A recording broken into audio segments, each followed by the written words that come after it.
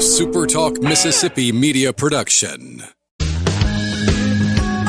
Steve Azar, and I'm on the other side of the microphone, meaning I'm asking the questions this time, and oh, have mercy for the airwaves. I spent 20 years in Music City, wrote and made some hits, traveled the world, and then moved my family back to the birthplace of American music and where the magnolia trees prosper.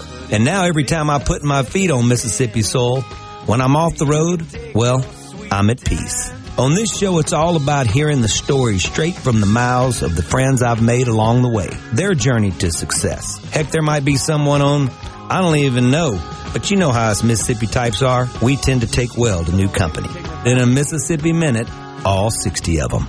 I'm Steve Azar. It's just like that muddy river, moving slow. Ain't no worries, it's how life goes, baby. In a Mississippi Minute. Hey, folks, time for another In a Mississippi Minute. I've taken a couple weeks off, and I'm back at it. And so I may stumble through this a little bit, but I want you guys to bear with me. Happy New Year to you all. I'll say that multiple times this month to remind you that you do have resolutions that you got to stick to, and I only tell you that so I can stick to them myself. I'm reminding myself. Speaking of reminding you, my dear friends over in Macon, Mississippi, they make the catfish produced right here. Why would you get it from anywhere else than Mississippi? Go to superiorcatfish.com. Wonderful folks over there. And visit Mississippi.org. For many years, I've gotten to know those folks over there. And it's all about bringing folks in to celebrate who we are as Mississippians. And sometimes we can't get them to leave because it's such a beautiful place and such a beautiful thing. Today's guest, I have loved getting to know him over the last couple years. He has been mine and Sarah Frances Hardy's publisher, a wonderful publisher for our One Mississippi Children's book, taught us so much. He's been a great partner over at Nautilus Publishing. And man, what an absolute special treasure of a writer he is. He's an award-winning creative director, author, and publisher. He's been a newspaper editor, magazine publisher, advertising, and currently resides as Nautilus Publishing in that creative director and publisher role. In his Sanctuary of Outcasts, which I'm telling you, is the most colorful, vivid, and pronounced read. So much it makes you feel like you're actually on the pages in the book as he takes you on a journey of redemption. It's just beautiful. Because of this creative brilliance, he was a finalist in the 2010 Southern Independent Booksellers Alliance Book of the Year Award. He won the Outstanding Author of the Year from the Southern Library Association. Barnes & Noble honored him as one of the top 3 emerging non-fishing authors in America. Thus, another Mississippi treasure. It's what it is. Over there in Oxford, Mississippi, my dear pal, Neil White. What's up, Neil? Hey, Steve, so glad to be here, buddy. You know, that's hard to get back into the swing of things. As a creative person myself, as my years have gone by and I've matured and been able to really let go, especially during the holidays, the creative process and turn it off. I mentor a lot of the next generation, and those are the ones that's hard to turn off now. For you as a writer and a creator, are you able to just set it down and just, I'll see you in a few weeks, I'm going to recharge, or as a mentor and publisher, sometimes you're not able to do that? I can do it sometimes. I do my best. You know, you've got to be able to recharge. You can't always make it come and rest and play. Play, especially for me, is a huge piece of creativity. If you get too serious, if you get too overly earnest, if you get too determined, sometimes it actually gets in the way of the flow, because you and I have talked about this. It's like when you wrote One Mississippi, you know, you were a conduit for some higher power and greater energy. If you're not open to that, none of us are an island. None of us can create something great without some help. So for me, rest, play, reconnection with family, and just taking some time to look around and see what's going on around me instead of having my head on a page or in a computer is just vital. Yeah. Are you able to go, okay, I'm inspired right now, but I got something else to do? I know we're still on the same topic, sort of the same question, but just understanding, would you leave the kitchen table right now with family there if inspiration hit of something that you really knew you had to go put down, or are you able to go, that ain't going nowhere. I got it. I'll deal with you later. Again, it depends. If it's just it's a fleeting thought, I'll go write a note. I include my family. I go, guys, I just thought of a great line. Hold on. I go, right. It's not a secret about what we do. So, I make notes. I wouldn't go off for a couple of hours, but I might go for 5 minutes to make a few notes and record something or jot it down. Yeah. Yeah. But so, your family's the same way. They're all creative in their own right. You and Gwen are partners. When inspiration strikes, sometimes for me, it is fleeting if I don't write it down. Yeah. It's funny you say that. Gwen is our spreadsheet and I'm the list. She taught me how to do lists. It used to just live in my head, and I'm pretty sure I was reckless during the day, not getting what I needed to get done. And when she showed me the spreadsheet, I was looking at it going like, that's just too mathematical for me. I can't look at all those lines, but I can create a list and check it off every day. And that has really made me more efficient. Sure. As my life is going on. Creative wise for you, being a publisher and a mentor for new writers coming along, are you able to spend as much time on your own creative process as you'd like to? I used to not be able to do that, but now I'm at a point in life where I can. You have a great job, but I would say mine's just as good, if not a little bit better, because what I get to do on a daily basis is identify storytellers, most of them Mississippians, not all, help them craft a narrative, figure out how this story is going to find its place in the world. And so mentoring and helping others and talking to them about how to create a great scene helps my creative work. And so it's full circle. I don't look at that as even taking time away from mine. It's like reading something great, listening to a great song, watching a great movie. If it's inspired and you're paying attention, it adds to your work. It's like, as long as you're not doing something bad in the world, trying to cheat people out of money, it all counts. It all works together in my view. It's really interesting that we are able to do what we do. Yes. I do love to mentor the next generation because I constantly realize how much they have to offer. And I look back at my first big co-writes in Nashville. You're scared to death because you've never co-written anything in your life. And you think that you have to be on fire in that room. And as you hang around them for a while, you realize that they help you settle in and go, you don't have to be always on. This is not like you come in and the magic always happens. And it doesn't mean that when you write with the greatest, hottest writer in the world, that your magic is going to happen with them. But it's a constant learning thing. But my old publisher used to say, hey, Steve, do you realize how much I'm learning from you? Do you realize you say things so sideways and you have such a unique way of looking at life and the pictures that you want to lay down? And we call it furniture in our business. And speaking of furniture, you got plenty of furniture in your book. I mean, a Sanctuary of Outcasts, furniture for us are things that you can taste, see, touch, even emotions, but they're very visual in your mind. And anyway, the bottom line is that learning experience, it happens above you and below you, sideways. And if you just pay attention to it and you accept the fact that you got a lot to learn, even at our age, and that it's amazing what can still come out of us. And it still feels like we're 20 again, It's the coolest thing in the world. You look you start every day with that blank page, and it can be a blank coloring page or lined paper. Picasso said it, when you have lost your ability to think like a child, you've lost your ability to be a great artist. Oh man, that says it all. And you wish that you could harness some of the ways you talk as a kid, because and I was noticing my kids. I didn't notice the way I talked, but I noticed my kids saying things like that, and it was constant, like, oh my God, I got to put that down. That's insane. but that's right. And it's brilliant in its own way, because we're naive growing up learning to speak and learning to do things the proper way. And it's when we get into English class and have to say everything so perfect, it just messes the creative mind up. Well, let's take a quick break. We are with publisher of Nautilus, Neil White, author, and forever in his sanctuary of outcasts. That's always going to be tied to him, because it's just brilliant.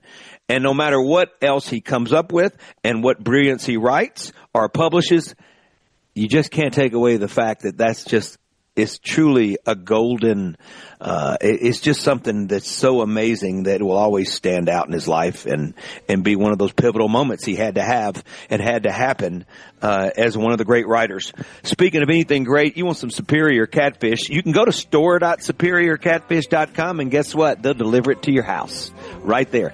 And, visit Mississippi.org. Neil White is one of those writers that we celebrate, and folks want to come and get to know him, and so many of us. It's a blessing. I'm Steve Azar. We'll be right back.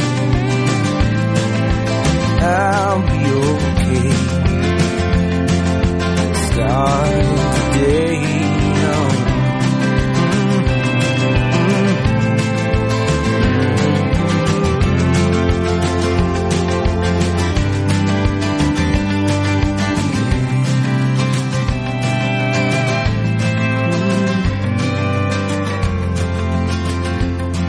There's a ton of content from SuperTalk Mississippi on our new YouTube channel. Just search SuperTalk Mississippi on YouTube or go to supertalk.fm/YouTube. Be sure and subscribe for free to get the latest scoop on what's happening in Mississippi news, politics, sports, and the good things happening here in the state. Bring in the new year.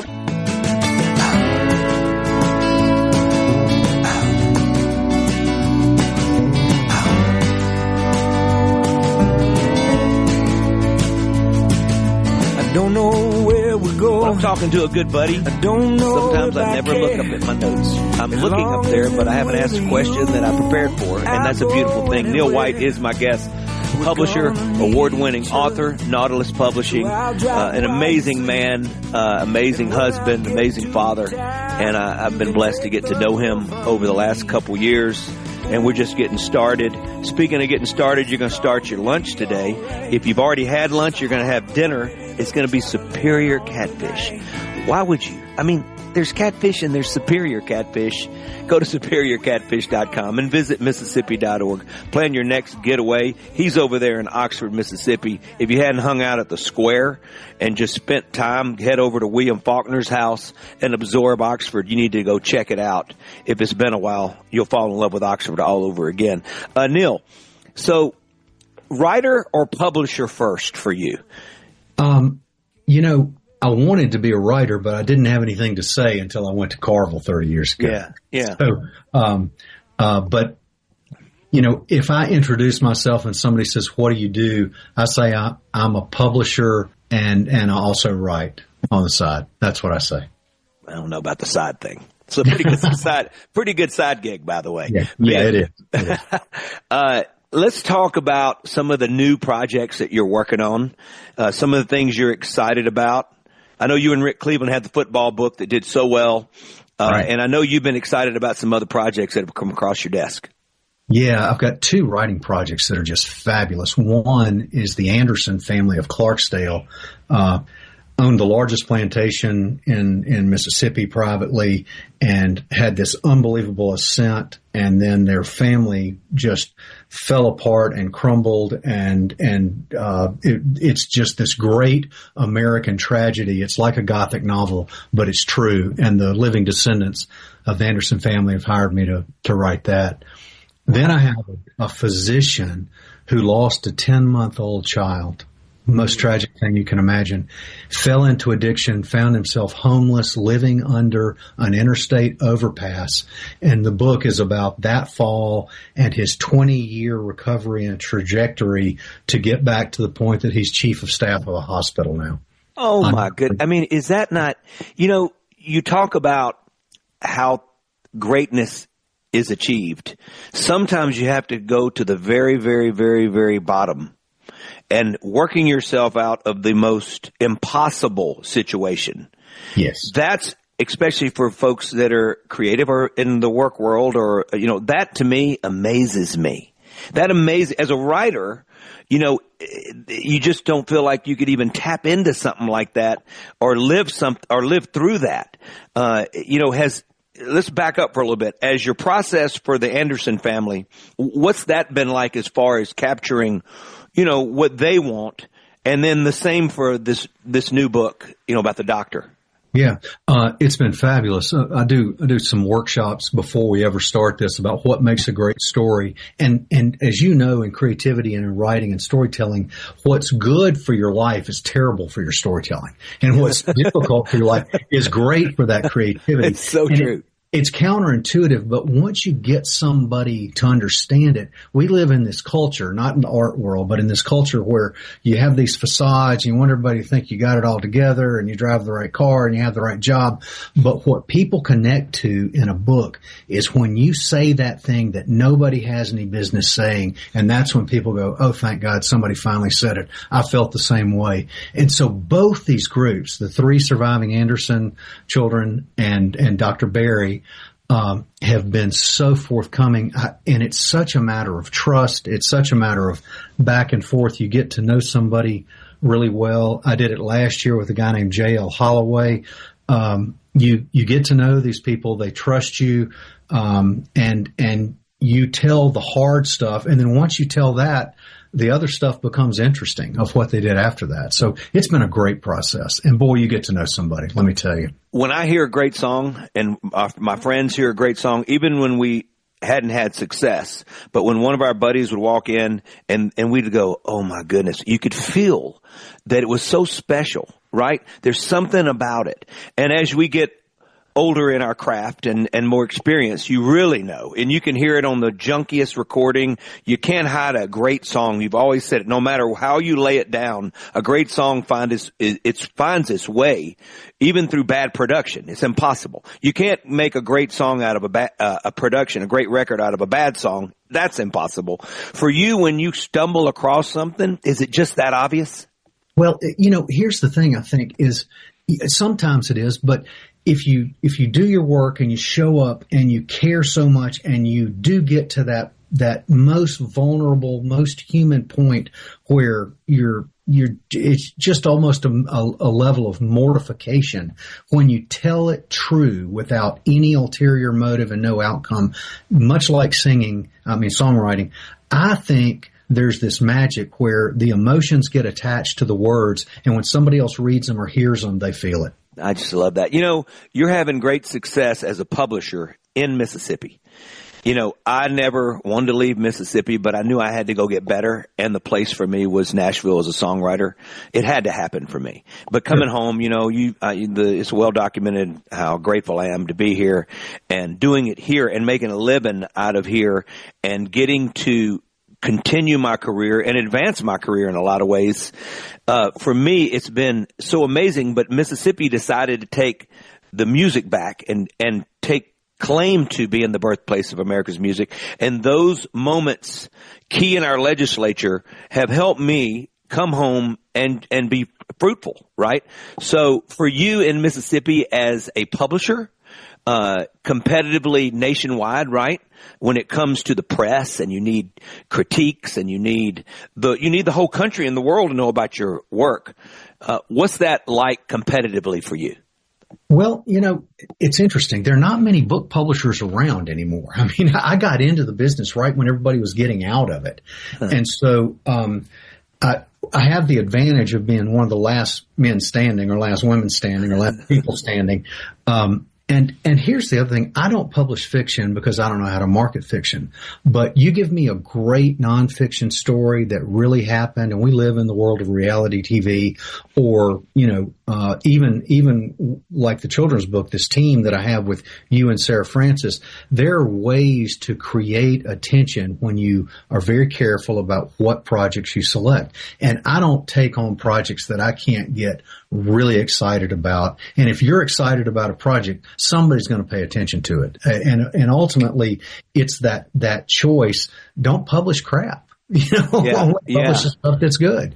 And again, I got a job from the First Lady of Tennessee, and she was angry at our first meeting because she couldn't find anybody in Tennessee to publish the books. She said, so I guess I'll have to do it in Mississippi. And it's like, sorry, that's just the way it is. But everybody's out of the business, and I got in it when everybody was leaving, and there's just not many of us left. So thank goodness. The importance of independent bookstores today? Oh, vital. I mean, the ones in Mississippi are so great, Square Books and Lemuria and Past Christian Books and all of those in between, Reed's Gumtree Bookstore. Those folks, they're the conduit for us publishers to really spread the message, because, Barnes & Noble and Amazon are fine if that's the only place you can buy books, but they don't care as much. The number one selling book at Reed's last year was the Mississippi football book with Rick Cleveland. And that's because Jack Reed got behind it. He loved the book. He played football with a lot of those guys, and he pushed it. Can't thank him enough. The same goes for all the folks who run all the independent bookstores in the state. Can't say enough great about them. And you've experienced that with One Mississippi. Yeah, Well, it's been, I'm so grateful. That's for sure. Well, speaking of Mississippi, I'm going to send you over some Superior Catfish. We're going to take a quick break. Neil, you will love it. You and Deb will be going like, oh, this is so good. It's so beautifully white, fleshy, gorgeous. I'm going to have it blackened today. Yeah. Go to superiorcatfish.com and visit Mississippi.org. We're talking all things writing. One of Mississippi's treasures, Neil White, spreading the love not only as a writer, as a publisher, and grateful for it for sure. We're going to be right back here on Super Talk Mississippi. I'm Steve Azar. We're gonna reach the light, but it's a hard road, baby, that we're moving on down tonight.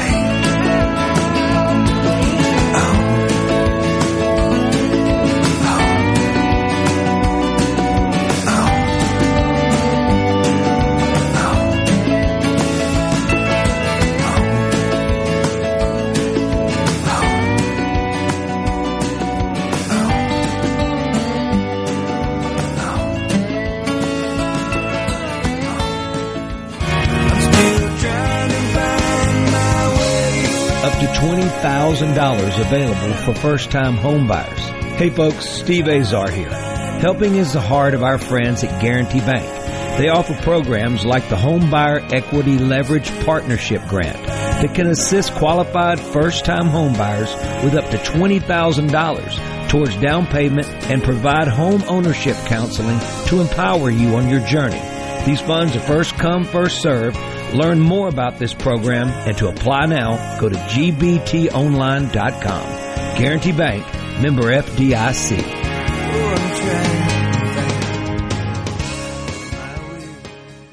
From the Sea.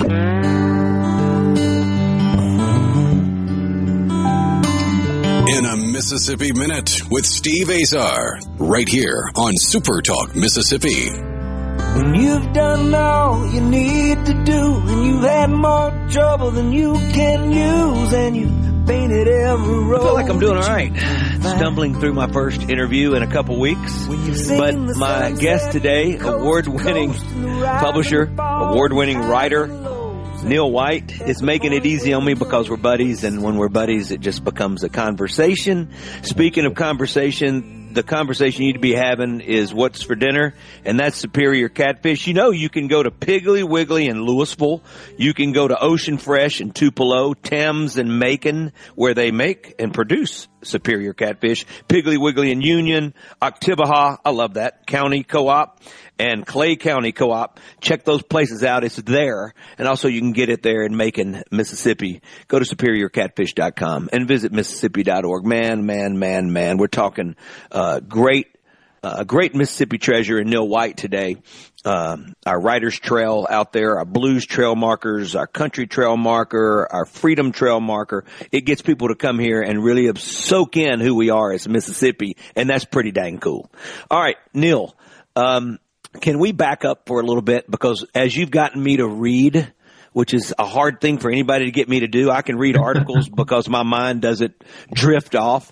But not only have I been reading in your sanctuary of outcasts, I've been studying it as I went. It's like I'm spending, not because I'm struggling on each page. I don't want to miss an if, and, or but, because I feel like every if, and but, like in a song, has this serious meaning, and there's a reason for it being on the page, and it glues all these incredible visionary things. The movie's got to come out. I can't take it anymore. You know, I think of great books that need to be scripts, and I know that that's been in the process for a long time. I'm praying that Strack, my son, gets all worked up, and you guys end up creating this great bond, because his wild mind, he's got his first movie coming out on Amazon in July, and it's taken a long time for this thing to finally land in his world. But once he has that, it's going to give him some it's going to make those gravel roads turn into some freeway for a little bit for him. So hopefully he can continue on smooth roads after. But I know he's going to go crazy when he reads this. But when did you go, I'm going to write this book? Well, thank you, Steve, for the kind words, first of all. And I can't wait to hear what it's one of the greatest books ever. That's all I got to say. Anyway, go ahead. Well, it's interesting. I didn't know, I wanted to be a writer always, but I never really had anything to say until I went through this experience at Carville with the leprosy patients and the prisoners and the Order of Nuns and the Franciscan monk and the prison guards. So I thought it was probably going to be the only book that I ever really wrote, or it was the most important one I'd write. So I took my time, I studied the craft, I nurtured whatever creative gifts were given, and spent about 15 years working on it. I thought I'd write a book when I was in there, and I thought, it'll be this terrible government experiment where they put federal prisoners with leprosy patients.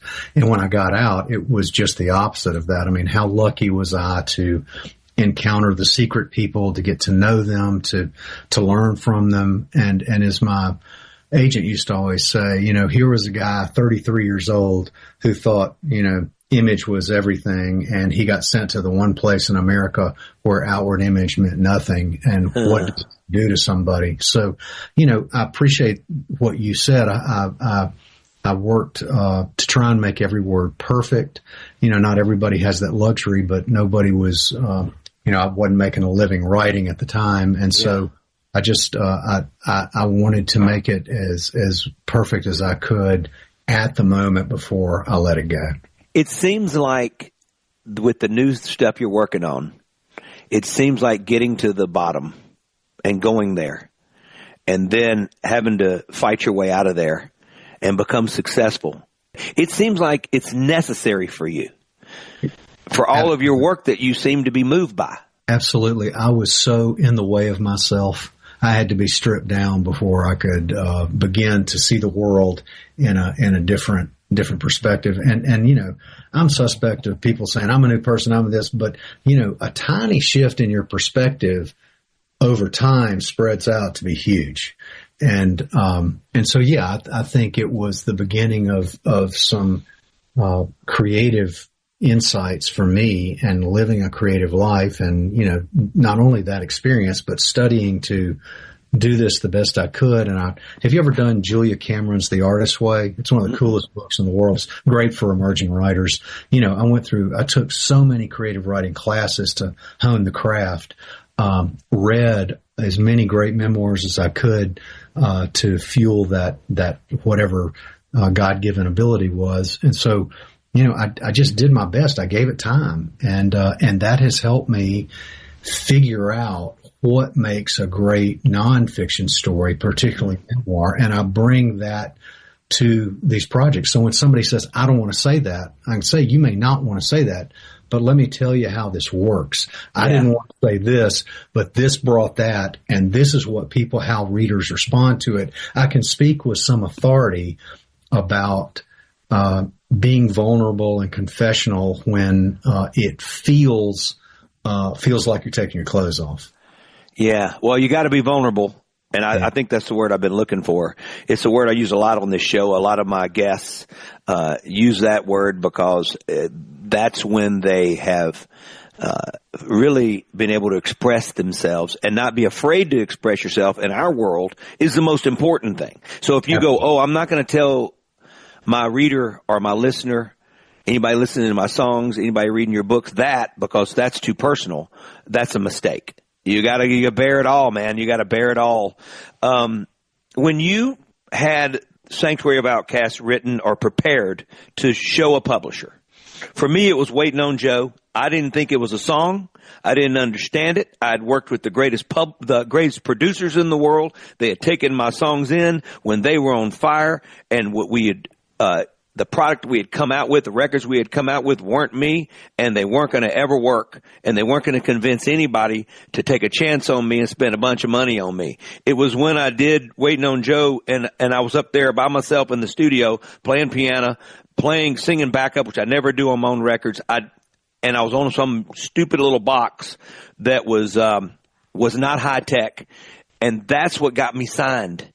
And I'll never forget going like, how on earth did that do it? Looking back, I know it was me finally being vulnerable, me finally letting everybody know who I was without a fear of that. For you, when you had the book close enough to ready, did you have any pushback from any publisher in the world, or was there one that said, oh, baby? I mean, because I can't imagine anybody saying no. Well, thank you for that. But it was an interesting process. I didn't know how this worked. Nonfiction books, when you work with the big 5 publishers, are sold on proposal. And I went to one of these workshops to work on my craft, and they made us do a pitch fest. And there was the editor of Esquire and Playboy and all these agents. And I didn't want to do it. I wasn't ready to write the book. I was still working on it, but they made us, and it's alphabetical order. So in white, I was last, and I just went up there and said, there's a leper colony in Louisiana that's been written about a lot. But for a 2-year period, the government experimented putting federal prisoners and leprosy patients together, and I was one of those inmates. And I went and sat down, and this agent came running over to me and said, show me your stuff, show me your stuff. And I said, I'm not ready. And he started emailing me saying, how's my leper doing? Send me your stuff, my leper. And I was like, I said, I will talk to you when I'm ready. So I went through about a 2 or 3 year period. And once he and I did this book proposal, he sent it out to like 30 publishers and said, you have 2 days to get your bid in. He created this sense of urgency that was never there. I mean, had somebody given me $5,000, I'd have been jumping up and down. And he got them in this bidding war, and I went to a leprosy summit to learn the science behind the disease so I could match it with the images in my crazy. And when I got out, I just couldn't believe it. But those people, when I say those people, that sounds terrible, but agents can be rough folks. But when you get the right one who helps you out, and mine named Jeff Kleinman was amazing. He's the one that created the energy, and then Parker Collins was the top bidder, and they took it and did great things with it. So I was very. What a story. What an agent. Superior Catfish. Don't go nowhere, Neil White. We got to go to a break. That's awesome. SuperiorCatfish.com. It's waiting for you. Check it out. Homegrown in Mississippi, and visit Mississippi.org. Plan a road trip. You'll fall in love with Mississippi. Somewhere to rest. You're just looking for a little more of less. Come on back to Memphis. Come on back to Memphis. Come on back to Memphis. Yeah. Come on back to Memphis.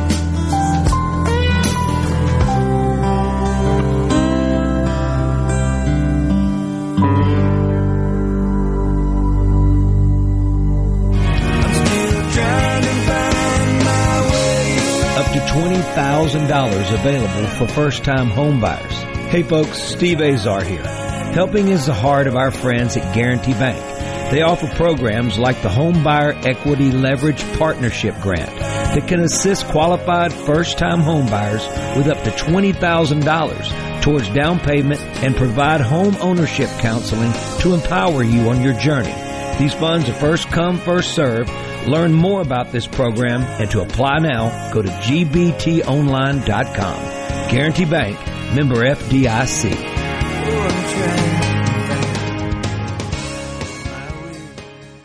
The 60th.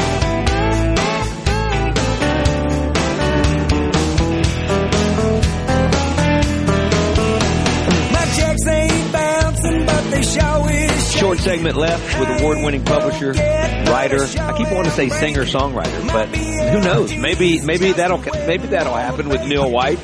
Before that happens, we're going to talk a little Superior Catfish. Go to store.superiorcatfish.com and it comes to your house. That's what I'm talking about. And visit Mississippi.org. We're talking one of the great Mississippi writers, great publishers, like we've talked about with Neil White. There's not a lot of him anymore.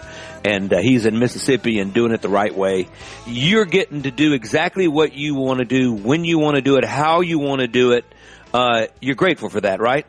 Absolutely. Couldn't be more thankful.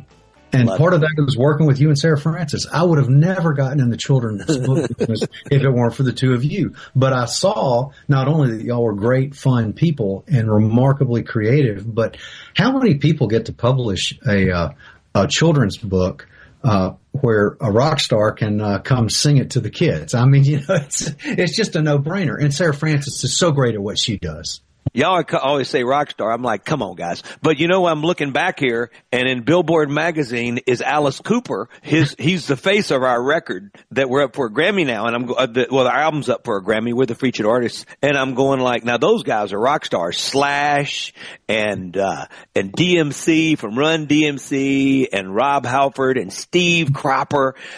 Steve Cropper and I are old friends. He's the greatest guy in the world. I love that man so much. And just getting to be reacquainted with him through an outlet you never thought it would happen in a million years, the way it happened with our friend Joe Norelli, who's a big sponsor, a big Delta Solar now. I met him through Richard Karn, who they played in a golf event together. And just the blessings in life. And here we are in Mississippi, and it's all coming here to us. It could not have happened in Music City. It's the weirdest thing, but it's meant to be, and it's in God's plan, and it's not in mine because I'm not capable of planning anything. So, but with that said, really unique experiences happening. I want to jump real quick to critiques and critics. So in our business, I learned a long time ago, I tell my publicist, hey, send me only the good reviews. I swear. And I said, yeah, that's a great review. They got it right. It didn't always translate to sales and connection with people. So and a lot of times in movies, you see a lot of movies that get just thumbs down, all that, but it connects with the people and they make $1 zillion. In your world, it seems like to me that critics are vital. Have you seen it the other way where you didn't get any good reviews, but the people loved it? Or does that make it impossible for bookstores to want to house it and stock it? And your avid readers to even want to take a chance on it because maybe they trust these critics, more than not.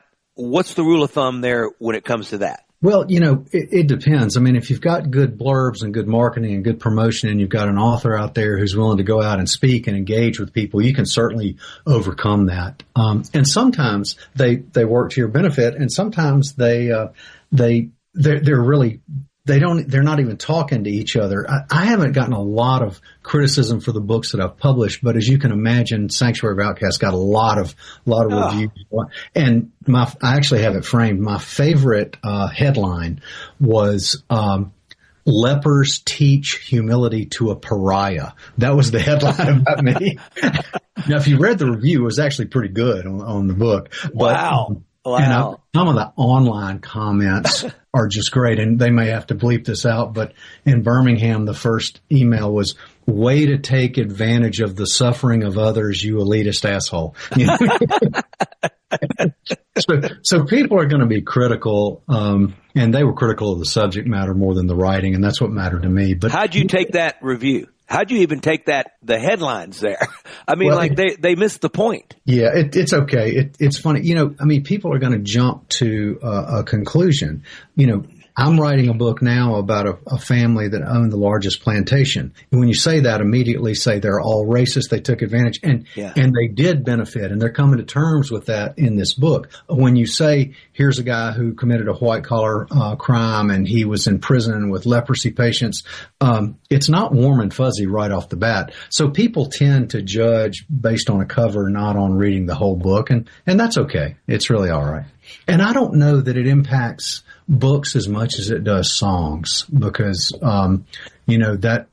people who are readers, sometimes I think they like to read a book they can be mad about or that they don't like, and so it's not the devastating stab in the heart that it is in some other industries for movies or songs or that sort of thing. I really appreciate you taking the time, and I want you to go enjoy your Oxford, and you're the best. You're just absolute best, man. You too, brother. It's always fun to be here. Thank you. Award-winning author. Have you not read In the Sanctuary of Outcasts, please do it. Make it your 2025 goal. And I really appreciate my guest today, award-winning author, publisher, Neil White. I also appreciate my friends over there in Macon, Mississippi, producing unbelievable catfish. Brent, my brother over there, who has showed me around a couple of times. I've never seen anybody with such pride in their product. And I love that about him and the entire all the folks over there working at Superior Catfish. Go to superiorcatfish.com and visit Mississippi.org. Shout out to my Visit Mississippi team. I appreciate you guys so much. Plan a road trip to our Mississippi. I'm Steve Azar.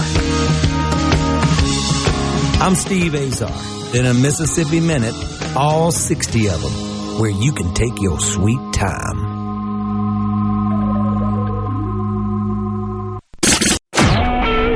SuperTalk Mississippi Media Production.